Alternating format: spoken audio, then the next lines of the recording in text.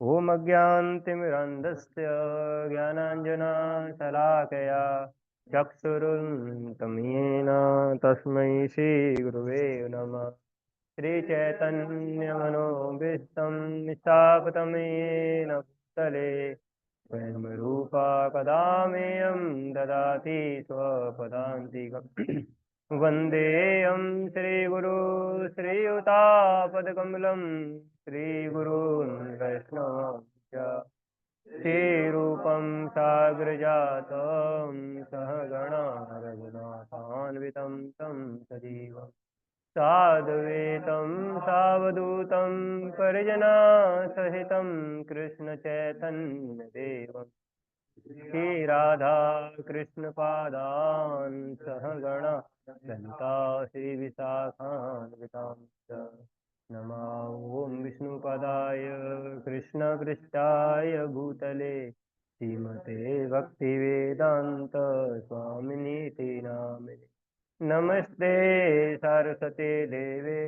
गौरवाणी प्रचारिणे निर्विशेषा शून्यवादी पाश्चात्यदेशतारिणे नमो महावदन्याय कृष्णप्रेमप्रदायते कृष्णाय कृष्णचैतन्य नामने गौरतुसे नमः। हे कृष्णा करुणा सिंधु दीनबंधो जगत्पते गोपेशा गोपिका कांत श्री राधा कांत नमस्ते सप्तकांचन गौरांगी श्री राधे वृंदावनेश्वरी वृषभानुसुते देवी स्वामी हरिप्रिय वाञ्छाकल्पतरुभ्यश्च कृपा सिन्धुभ्येव च पतितानां पावनेभ्यो वैष्णवेभ्यो जय श्री कृष्ण चैतन्य प्रभु नित्यानंद श्री अद्वैत गदाधर श्रीवासादि गौरभक्तवृंद हरे कृष्णा कृष्णा कृष्णा हरे हरे हरे राम राम राम हरे हरे।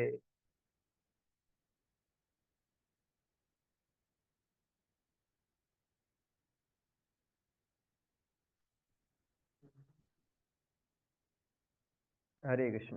आज की भगवद गीता क्लास में सभी भक्तों का हार्दिक स्वागत करते हैं। तो कल श्लोका नंबर 46 पे चर्चा किया था। आज अध्याय 2 और श्लोका नंबर 47 या 47 पे चर्चा करेंगे, जो काफी फेमस श्लोका है, काफी सुनने को मिलता है बार, है ना, पर लेकिन पूरा सुनने को नहीं मिलता है, कुछ लाइनें ही केवल सुनने को मिलती हैं। लिखा रहता है ना, कर्म ही पूजा है। केवल इतना ही, एक लाइन लिखी रहती है श्लोक की बस। तो रिसाइट करेंगे इसको। कर्मण्ये एवधिकारस्ते मा फलेषु कदाचन मा कर्मफल हेतुर्भुर् मा ते संगोऽस्त्व कर्मणि कर्मण्येवाधिकारस्ते मा फलेषु कदाचन मा कर्मफल हेतुर्भुर् मा ते संगोऽस्त्व कर्मणि कर्मण्येवाधिकारस्ते मा फलेषु कदाचन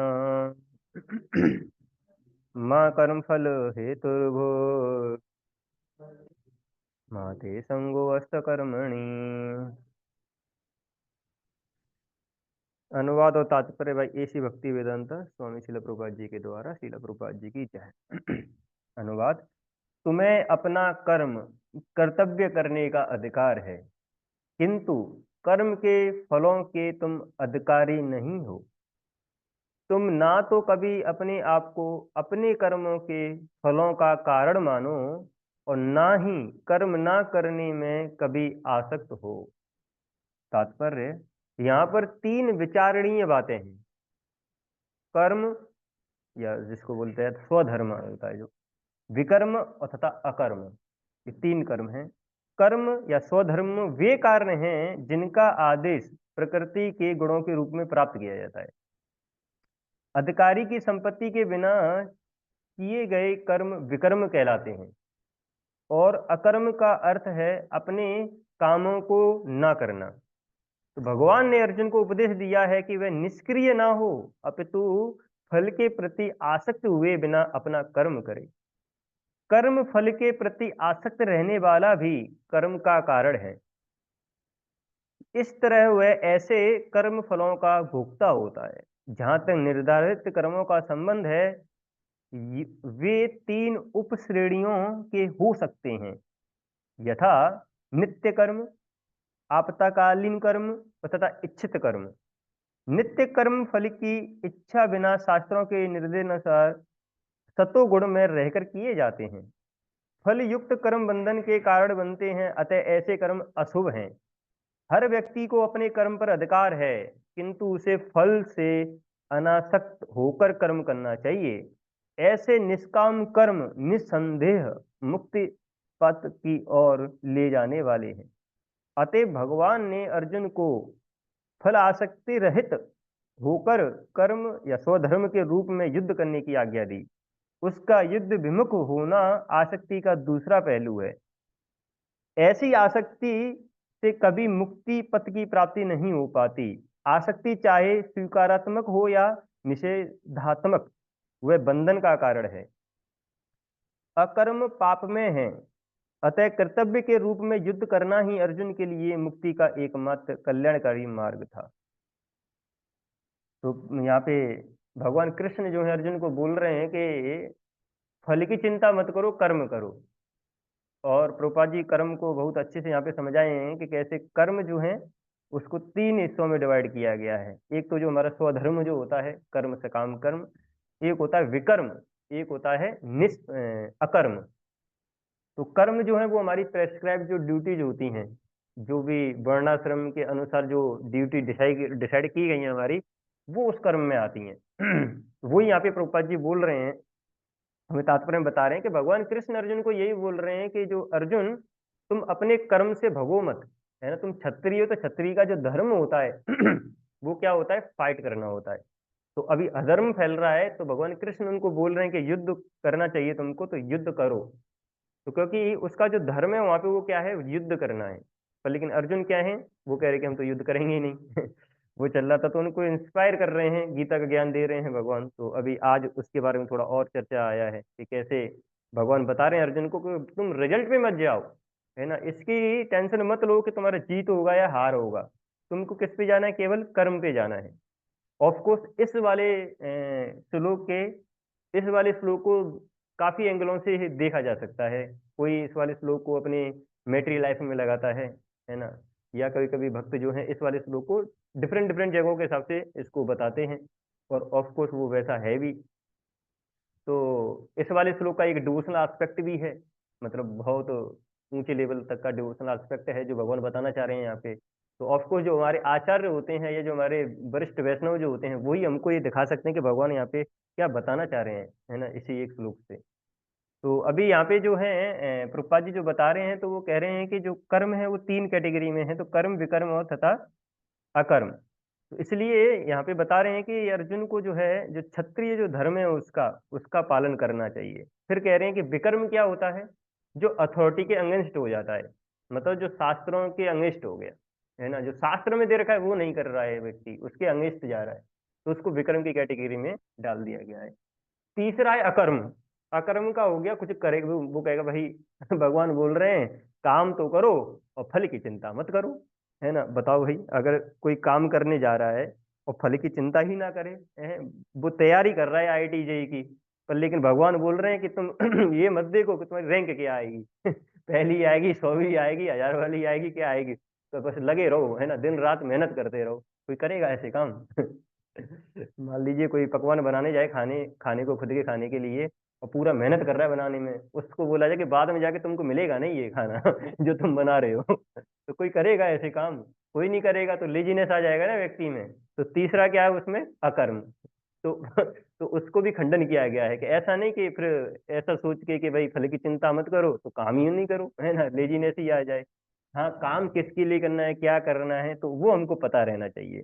तो अभी क्या है कि इस श्लोक के जो डिफरेंट जो एंगल्स हैं उसमें एक आता है कि कैसे यहाँ पे भगवान अर्जुन को बोल रहे हैं कि तुम युद्ध करो और युद्ध करते समय फल पे मत जाओ। फल पे मतलब क्या है कि रिजल्ट्स वगैरह पे मत जाइए कि उसके बारे में ज्यादा सोच रहे हो कि मेरा जीत होगा हार होगा, जीत होगा हार होगा, जीत होगा हार होगा।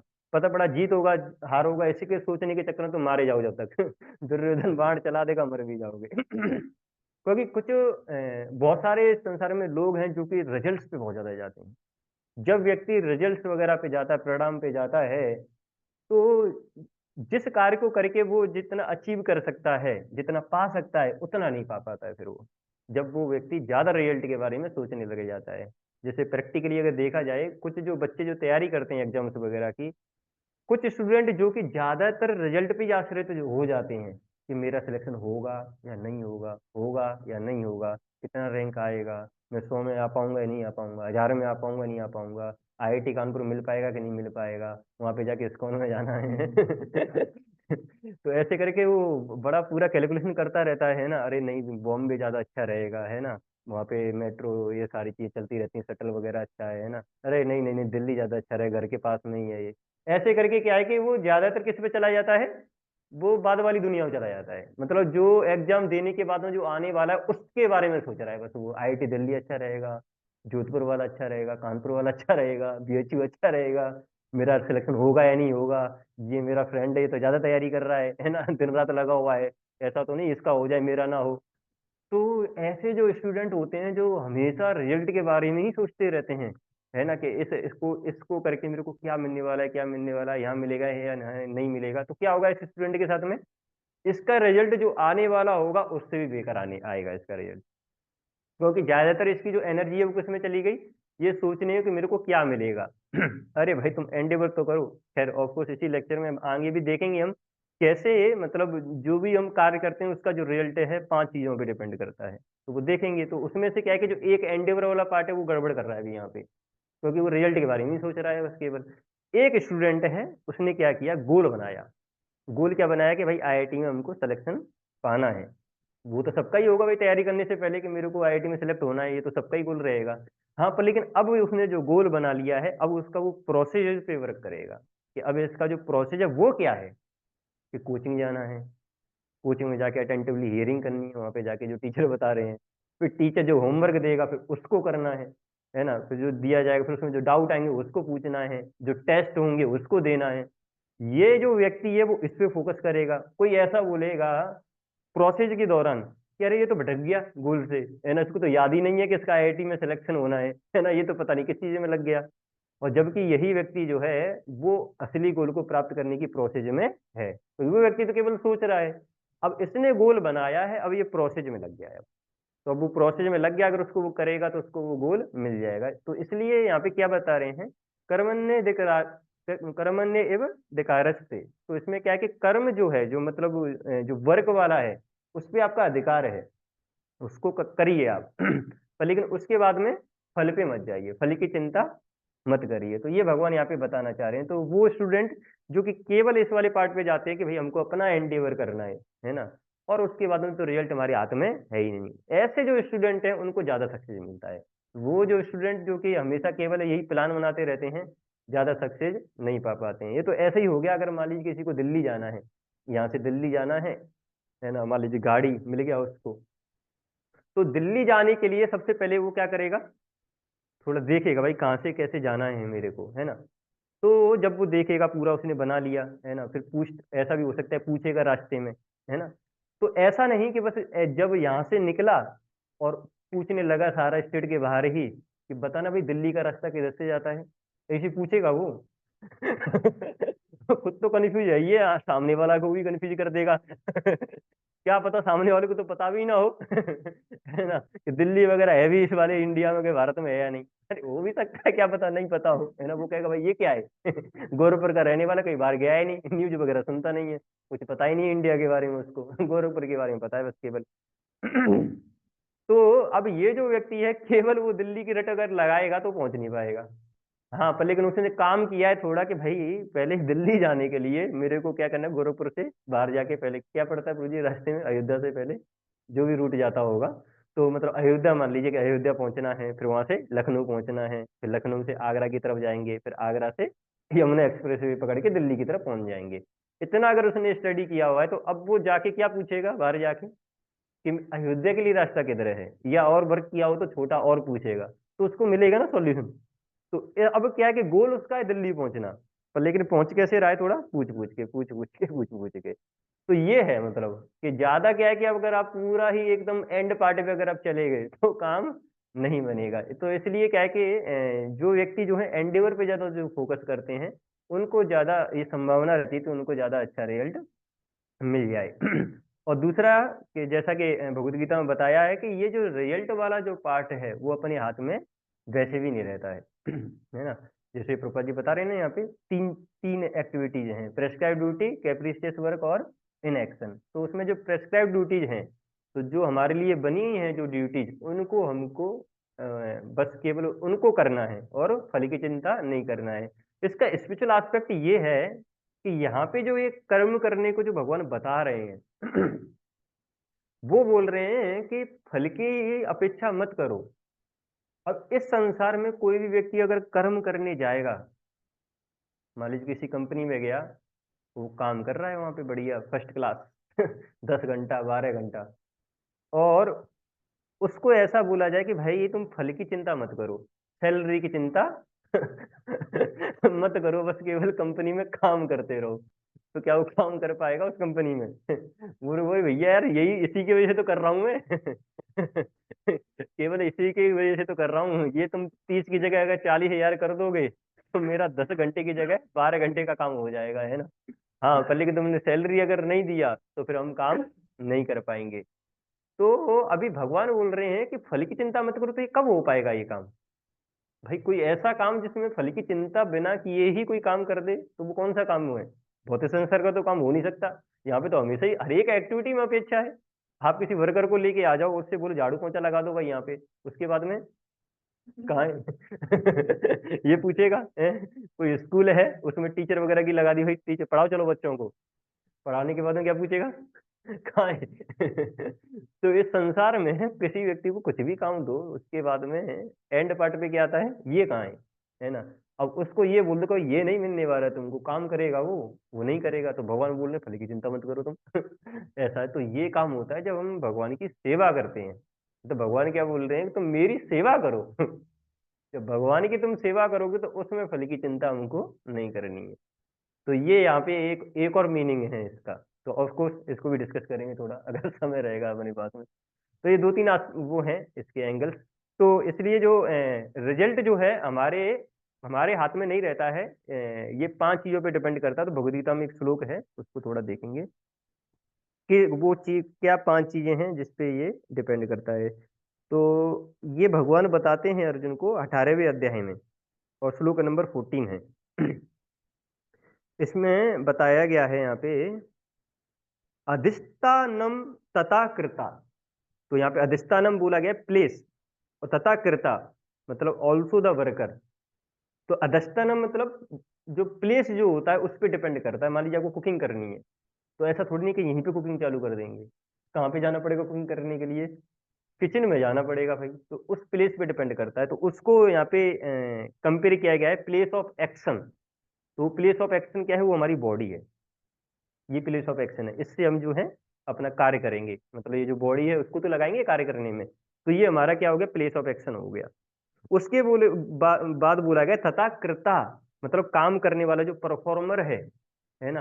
अब मान लीजिए किचन वगैरह तो रेडी है, पर लेकिन कुक कुक करेगा ना, कुक होगा वही तो बनाएगा भाई, है ना। तो जो परफॉर्मर है उसका होना जरूरी है। अगर वो ही नहीं रहेगा तो कैसे कुकिंग होगी? है ना। सारी चीज रेडी कर दी आपने, किचन वगैरह फर्स्ट क्लास रेडी है एकदम क्लीन, और कुक नहीं है तो कैसे बनेगा खाना? ठीक है भाई। फिर उसके बाद में बोला गया है कारणम च पृथक विधम। तो करणम मतलब करणम करणम बोला है। करणम मतलब इंस्ट्रूमेंट, है ना। जो भी इंग्रेडिएंट्स वगैरह चाहिए कुकिंग वगैरह में, उन सब की जरूरत पड़ेगी उसमें। च पृथक विधम ऑफ द डिफरेंट काइंड्स, ठीक है।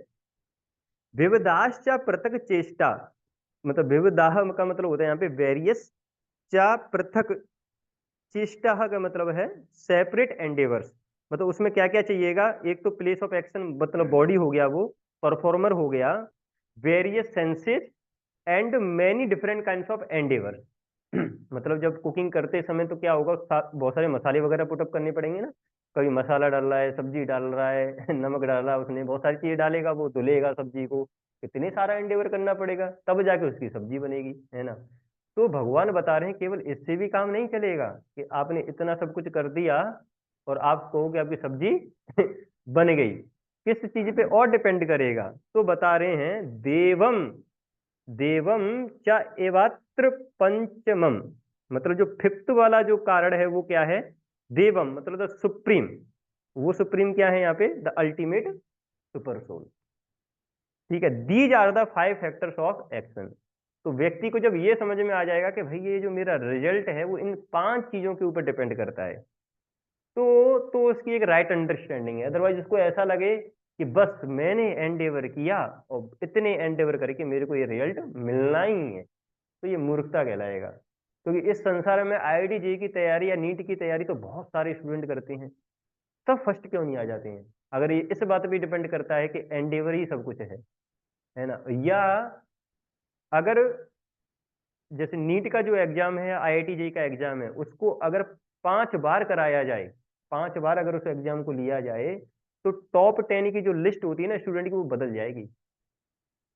मान लीजिए पहले एग्जाम में जो टॉप 10 की जो स्टूडेंट की लिस्ट निकलेगी, वो जो दूसरा एग्जाम आप लोगे तो उसमें डिफरेंट होगी, उसमें टॉपर कोई अलग होगा, तीसरा लोगे तो उसमें कोई अलग होगा।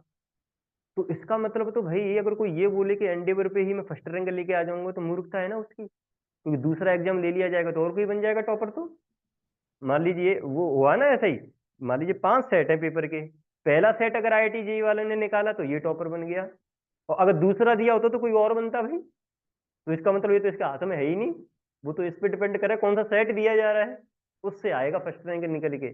इसका मतलब चीजें हमारे बियॉन्ड भी हैं। तो सारी चीजें क्या है कि हमारे एंडेवर पे ही डिपेंड नहीं करती हैं। कोई मान लीजिए बच्चा है एकदम टैलेंट, है ना, बढ़िया कॉपी लिखता है एकदम, कॉपी लिखी बोर्ड की, गई चेक होने, ठीक है, टीचर चेक करने बैठा, तो लेकिन टीचर का उस दिन मूड ऑफ था। बीवी से झगड़ा करके आया था घर पे, चाय वाय नहीं थी होगी समय से, जगह होगा, वो पता ही होगा कि बोर्ड की कॉपी चेक करने जाना है, तो भाई चाय वाय चाहिए, नाश्ता पानी सब चाहिए ना प्रॉपर समय से, नहीं बना के दिया होगा, गर्म हो गया होगा, लड़ाई झगड़ा करके आया होगा। अब वो जो गुस्सा है वो कहाँ उतरेगा, वो कॉपी पे जाके उतारेगा बेचारा। चाय नहीं मिली आज उसको। तो अब उस बच्चे ने इतनी मेहनत से कॉपी लिखी है बेचारे ने, अब काटेगा, अरे यार क्या लिखा है यार, ये समझ में नहीं आ ले, ले। ऐसे काट देगा वो तो बढ़िया ढंग से, है ना। अब लो बेचारे इतना मेहनत से कॉपी लिखा था, और लो यहाँ पे जो नंबर आने वाली थे उसके जो भी 90 95 जो भी है, 80 पे रहेगा बेचारा। एक है जिसने अच्छे से नहीं लिखा, टीचर का मूड था उस दिन बढ़िया, है ना। सैलरी 10,000 आने वाली थी, 12,000 आ गई मान लीजिए। जैसे कभी कभी क्या होता है स्कूल्स वगैरह में, जून महीने में छुट्टियां बढ़ती हैं, जो नए टीचरों की जो भर्ती होती है उनको जून की सैलरी आती नहीं है। क्योंकि वो अगले सेशन, अब मान लीजिए कोई मई में ज्वाइनिंग किया है, और 1 महीना हुआ है पढ़ाते हुए, तो जून की सैलरी क्यों देगा भाई स्कूल? 1 महीने तो हुआ है आपको केवल पढ़ाते पढ़ाते, पर लेकिन जो पुरानी टीचर होते हैं उनके लिए जाता है वो सैलरी। तो कभी कभी ऐसा हो जाता है, ज्यादा बड़ा ऑर्गेनाइजेशन है तो बाई मिस्टेक जो नए टीचर होते हैं उनको भी चली जाती है सैलरी। जो आते हैं उनको भी, तो वो कहा भाई 1 महीना पढ़ा है, 2 महीने की सैलरी आ गई, वाह वाह। तो ऐसा किसी का मूड हो तब कोई कॉपी चेक कर रहा है, ले बेटा तुमने नहीं लिखा, ले एक की जगह 2 नंबर ले ले ले। तो इसलिए क्या है, भगवद गीता में बोला गया कि भाई अपना एंडेवर ही सब कुछ नहीं है ना। उसके बाद फिफ्थ जो है वो सुपर सोल है। भगवान चाहे तो पता नहीं क्या से क्या करा दें। ऐसा है। तो कौन सा सेट आने वाला है, कौन सा सेट लगाते हैं वहां पे। हाँ, तो ये उसके साथ में होता है भाई, जो भगवान पे आश्रित है, जिसने भगवान को भी केंद्र में रखा हुआ है, कि या उसको ये पता है कि मेरे केवल एंडेवर से कुछ नहीं होने वाला। है ना, भगवान पे भी बहुत सारी चीजें जो हैं डिपेंड करती हैं। जब उसको ये विश्वास रहेगा तब जो है उसको अंदर से थोड़ा सेटिस्फेक्शन रहेगा। नहीं तो सारी चीजें क्या है कि वो डिपेंड, उसको लगे कि बस ये कर दिया मैंने, हो गया सब काम। तो और देखिए, और इसमें क्या बोला है भगवान, और आगे और बढ़ा रहे हैं इस वाले श्लोक में। तो बोल रहे हैं you have right to perform your prescribed duty. ठीक है भैया, अधिकार दे दिया भगवान ने पहले तो, ठीक है। दूसरा बोल रहे हैं कि you are not entitled to the fruits of action. फल पे मत जाओ। तीसरा और बोल रहे हैं, तीसरा क्या कह रहे हैं भगवान, never consider your self the cause of result of your activity. अरे भगवान, अगर मान लो रिजल्ट अगर आ जाए, अपने आप को कॉज मत समझना। अपने आप को कारण समझने लगे और मैंने किया है, ये तो है ना, एग्जाम निकल गया तो मैंने निकाला है। तो अपने आप को कारण मत समझना उस समय पे, है ना। वो कारणों के कारण कौन है, वो तो भगवान है। मान लीजिए आज क्या बन रहा है प्रभु जी, थोड़ा मतलब ठीक है चलो, भोग नहीं लगा है, छोड़िए।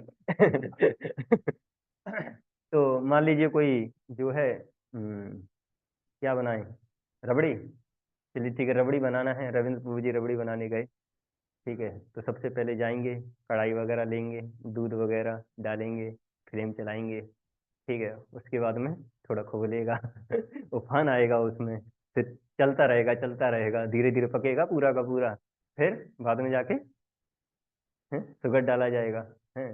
तब जाके जो है फिर थोड़ा फ्लेवर वगैरह के लिए इलायची या जो भी डालना है वो तैयार कर दिया। तो जब ये तैयार हो जाएगा, है ना, तो अब प्रभु जी से पूछा जाएगा तो उनको तो पता ही है कारण। प्रभु जी से अगर पूछा जाए तो उनको तो पता है भाई किसने बनाया है। लेकिन अगर मान लीजिए कोई भौतिकवादी लोग है, उससे बोला भाई ये किसने बनाया, अरे दिखता नहीं है क्या, अंधे हो गया, तब से कितना मेहनत कर रहा हूँ, 2 घंटा हो गया रबड़ी बनाते हुए, घिस गया मैं पूरा, घिसते घिसते। चलाते चलाते पलटा घिस गया पूरा, तुम पूछ रहे हो अभी किसने बनाया। अरे मैंने खुद बनाया है। अब इस मूर्ख व्यक्ति से पूछा जाए कि भाई रबड़ी इसने जो बनाई है इसने क्या बनाया है उसमें। जो कढ़ाई है क्या इसने बनाई। जो कढ़ाई जो यूज की थी इसने बनाने में रबड़ी, क्या वो कढ़ाई इसने बनाई। अगर से पूछा जाए जो दूध था क्या इसने बनाया था वो दूध। दूध तो गाय से आया था। जो चीनी इसने डाली थी क्या वो इसने बनाई थी। या जो फायर इसने जो यूज किया था इसको बनाने में, क्या फायर इसने बनाया था। ये चूल्हा था क्या इसने बनाया था। ए बाप रे। वो कहेगा भैया मैंने नहीं बनाया ये सब कुछ। और कोई ये बनाने वाला, मैं तो फालतू में ही सोच रहा था कि मैंने बनाया ये रबड़ी। तो ये होता है। जो कहते हैं ना वो, अहंकार विमूढ़ात्मा करता है हमें मन्यते। तो जो इंसान को जो फॉल्स ईगो में रहता है, या वो जो डूअरशिप मेंटेलिटी जिसकी रहती है, वो ये सोचने लग जाता है कि ये जो काम है ना वो मैंने किया है। अरे थोड़ा जाओ तो सही, थोड़ा बैकग्राउंड में तो जाओ, मतलब तुमको रबड़ी बनाने में कितनी सहायता की गई भगवान के द्वारा, तुम सोच रहे हो कि मैंने कर दिया। तो मतलब क्या है कि तुम ही केवल कारण नहीं हो, या ऐसा मान लो कि तुम तो केवल मतलब 0.1% हो।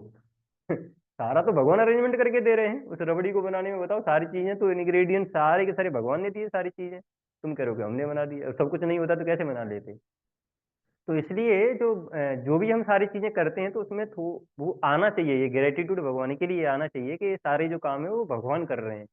जो भगवान सप्लाई कर रहे हैं, केवल उसकी वजह से हम चीजों को कर पा रहे हैं, उनकी सेवा जो है वो कर पा रहे हैं, या जो संसार में जो लोग काम कर रहे हैं तो केवल उनकी कृपा से ही कर पा रहे हैं।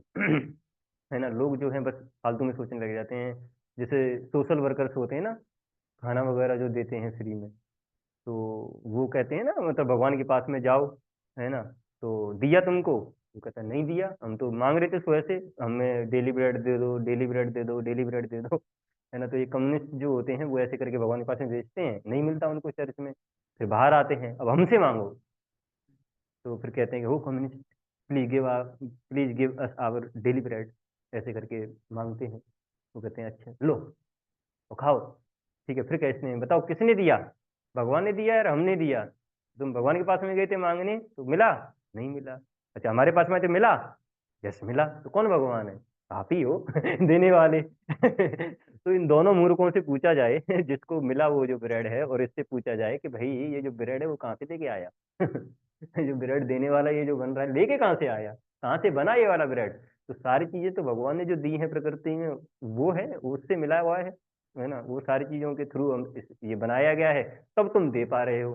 तो इसलिए जो हम जो चीजों जो काम करते हैं उसमें बहुत हमारा बहुत कम परसेंटेज है ना, जो काम करने का ज्यादातर क्या है वो भगवान ही कर रहे हैं ये सारी चीजों को। तो ये हमको समझ में आना चाहिए, नहीं तो हाँ, तो भगवान कह रहे हैं कि कारणों के जो कारण हैं वो कौन है, भगवान ही हैं। और फिर बता रहे हैं कि never be attach to not doing your duty. कोई कह सकता है अरे भैया पहले तो कह रहे हैं चलो ठीक है, काम पे अधिकार तो भगवान ने जमा ही दिया हमारा, काम कर लेंगे, कह रहे फल की चिंता मत करो क्या मिलेगा तुमको, फिर कह रहे को अगर मान लो फल मिल भी गया तो कह रहे हैं तो तुमने नहीं किया है ये तुमने नहीं किया है तो कोई करेगा काम ऐसे भाई कोई मूर्ख व्यक्ति होगा जो जाएगा ऐसे काम करने को, तो ठीक है तो वो कहेगा भैया हम नहीं कर रहे काम।